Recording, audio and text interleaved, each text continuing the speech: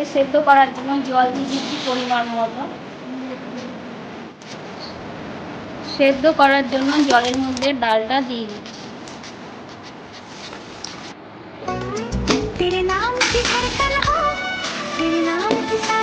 পরিমাণ মতো লবণ দিয়ে দিচ্ছি, একটা লঙ্কা দিয়ে দিলাম, দিয়ে এবার ডালটাকে সেদ্ধ করার জন্য ঢাকা দিয়ে ঢাকাটা খুলে দিচ্ছি। এবার নেড়ে নিচ্ছি, ডালটা সেদ্ধ হয়ে গিয়েছে। এবার আমের টুকরোগুলো দিয়ে দিচ্ছি,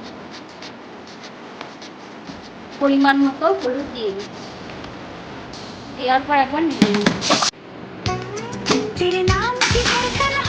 আমটা সেদ্ধ করার জন্য ঢাকা দিয়ে দিচ্ছি, ঢাকাটা খুলে দিচ্ছি। ডালটা ঢেলে দিচ্ছি।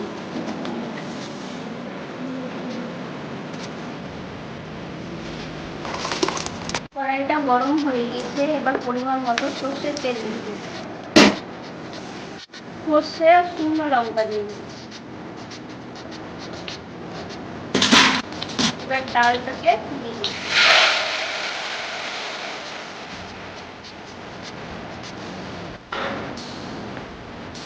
ডালটা এবার হয়ে গেছে, নেড়ে নিচ্ছি।